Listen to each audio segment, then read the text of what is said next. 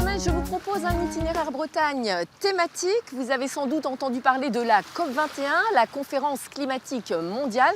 L'occasion de se poser quelques questions concernant la Bretagne, qui est aux premières loges par exemple, pour ce qui est de la montée du niveau de la mer, une des conséquences du dérèglement climatique en cours.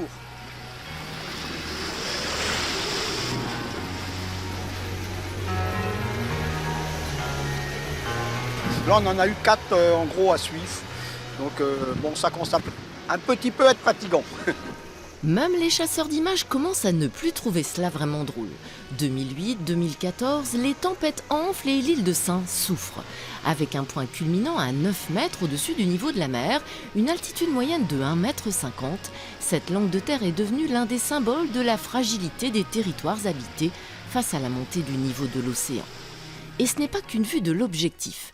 Confirmation ici au Marégraphe de Brest, où les scientifiques du CHOM mesurent le niveau de la mer. Ici, à Brest, on a observé le niveau de la mer depuis plus de 300 ans.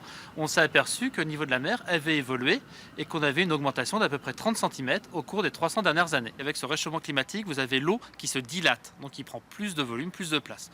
L'autre élément, c'est qu'avec les températures qui sont plus importantes, il y a les glaciers qui fondent, donc les glaciers sur les continents, les glaciers sur les pôles, Antarctique, Arctique, ce qui fait qu'il y a un apport d'eau qui est plus important au niveau des océans.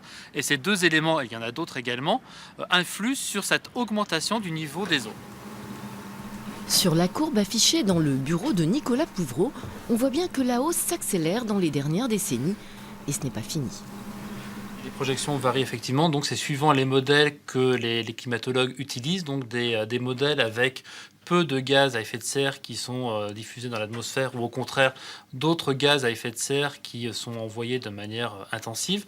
On aura donc ce niveau de la mer qui va varier de plus 26 cm en 2100 ou jusqu'à plus 98 cm si on laisse faire les choses et qu'on ne réagit pas sur les émissions des gaz à effet de serre rapidement.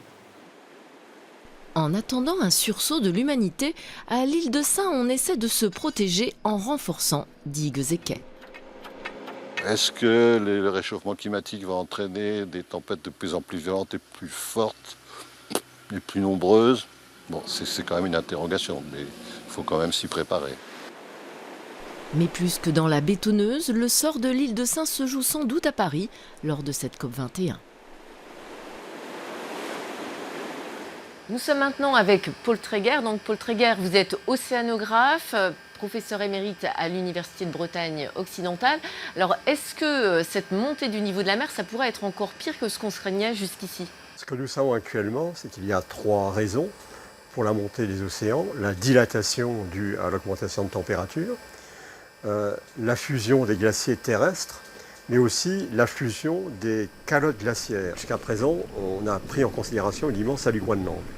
Il n'est pas impossible que celle de l'Antarctique soit également à prendre en considération. Une bonne partie des glaciers sont désormais en train de fondre. Si c'est le cas, c'est sûr qu'on irait plutôt du côté des prévisions négatives du GIEC, les prévisions maximales, je veux dire, plutôt que des prévisions minimales. Et concernant les courants marins, est-ce qu'il pourrait y avoir des modifications? Ce que l'on peut attendre d'ici la fin du siècle, c'est un ralentissement de la circulation du Gulf Stream. Ce mouvement actuellement qui se fait dans le sens des aiguilles d'une montre fait qu'actuellement, le niveau de l'eau est naturellement plus bas, disons, côté Europe et côté Afrique par rapport à l'Amérique du Nord. Et si ce courant se ralentit pour différentes raisons, vous devinez qu'on va rebasculer dans l'autre sens, on va faire monter en plus de la dilatation, on va faire monter en plus le Gulf Stream côté Europe et donc côté Afrique. Et sinon, est-ce qu'au niveau de la biodiversité marine, il pourrait y avoir également des perturbations, des modifications? Il y a déjà des modifications qui sont dues au fait que le plancton est totalement passif par rapport au déplacement des masses d'eau. Et donc nous avons une migration générale où un certain nombre de planctons, dont des larves, dont profitent directement par exemple les Norvégiens, où la pêche est en train d'augmenter, en tout cas les stocks sont en train d'augmenter. Il y a aussi des exemples de poissons, on peut dire tropicaux, qui ont été trouvés jusqu'en Irlande. Bien, Paul Tréguer, je vous remercie. Nous allons voir qu'il y a une autre conséquence du réchauffement climatique, c'est l'acidification des océans. Et nous avons suivi une équipe de chercheurs de la station biologique de Roscoff en rade de Brest. Ils travaillent justement sur cette acidification des océans. La rade de Brest en première ligne pour anticiper les changements climatiques. La station biologique de Roscoff s'intéresse particulièrement à la question. Chaque mois, Sophie Martin et 2 étudiants en thèse embarquent à bord d'un bateau du CNRS afin d'effectuer des mesures et des prélèvements. Leur zone de prédilection, des bancs de merle. Parmi les paramètres mesurés, il y en a un qui est particulièrement suivi, l'acidité. Elle varie suivant les endroits et les saisons. Surtout, elle devrait évoluer considérablement dans les années à venir à cause de l'augmentation du CO2 dans l'atmosphère. Le CO2, c'est un gaz acide et quand il va se dissoudre dans l'eau de mer, il va acidifier l'eau de mer. Et on s'attend à ce que d'ici la fin du siècle, on ait une diminution du pH de l'océan qui soit d'environ 0,3 unités. Alors ça paraît pas beaucoup, 0,3 unités, mais en termes d'acidité, ça représente un doublement de l'acidité de l'eau de mer. Une augmentation de l'acidité aurait un impact direct sur le merle, cette algue calcaire qui tapisse le fond en plusieurs secteurs de la rade. Sa structure creuse en fait un lieu de vie idéal pour de nombreux organismes, animaux et végétaux.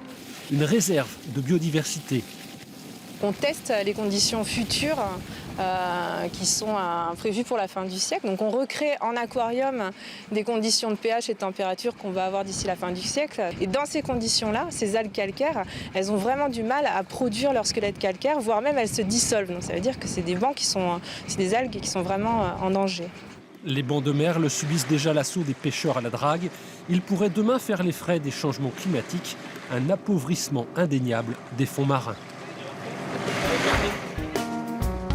Ce premier numéro d'Itinéraire Bretagne consacré au climat se termine. Demain, nous parlerons bilan carbone de la Bretagne et notamment transport. Bonne soirée.